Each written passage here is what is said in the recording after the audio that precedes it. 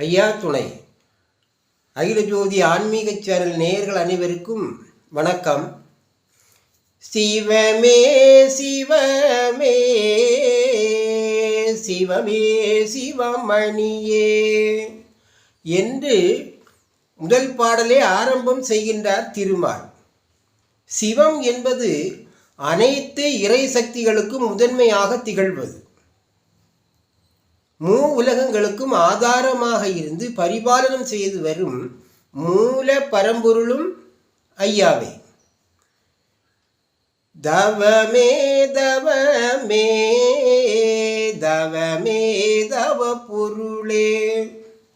அதாவது புலரடக்கத்துடன் இறைவனை வேண்டி தவம் இருப்பவர்களுக்கும் இல்லற தவ வாழ்வோர்களுக்கும் துணை செய்பவரும் இந்த தவத்தின் பயனாக கிடைக்கப்பெறும் தவ பொருளும் ஐயாவே.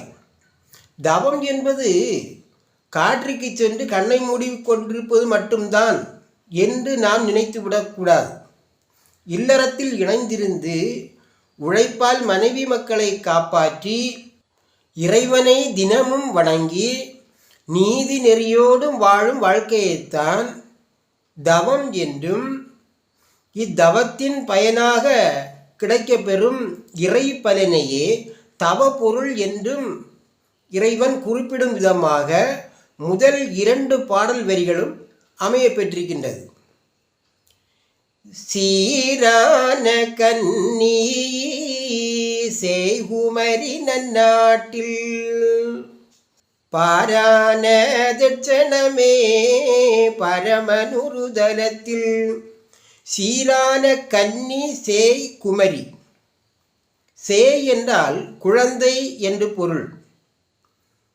அதாவது குணத்திலும் தோற்றத்திலும் குழந்தையை போன்ற தோற்றம் கொண்ட குமரி. இக்குமரி என்னை கோவில் கொண்டுள்ள இம்மாவட்டத்திற்கு வரலாற்று சிறப்புமிக்க பல பெயர்கள் உண்டு. அதிலே ஒரு பெயர் தட்சிணாபூமி என்பதாகும். பல இறை அவதாரங்கள் இம்மாவட்டத்தில் நிகழ்ந்துள்ளன. புராண இதிகாச காலங்களில் பல ரிஷிகளும் முனிவர்களும் இப்புண்ணிய பூமியில் இறைவனை வேண்டி அநேக யாகங்களும் தவமும் செய்து நற்கதி அடைந்துள்ளனர். பல ஞானிகளும் தீர்க்கதரிசிகளும் கூட இம்மாவட்டத்தில் தோன்றியுள்ளனர். தெய்வங்கள் பலரும் இம்மாவட்டத்தில் கோவில் கொண்டுள்ளனர். இத்தகைய சிறப்பு வாய்ந்த இத்தெய்வீக பூமியில் போர்மேனிமாயன் பிறந்து தவம் புரிந்து தர்மத்தை நிலைநிறுத்துவதற்காக இறைவன் வைகுண்ட பரம்பொருள் யுகங்கள் தோறும் உலகத்திலே அவதாரம் செய்கின்றார்.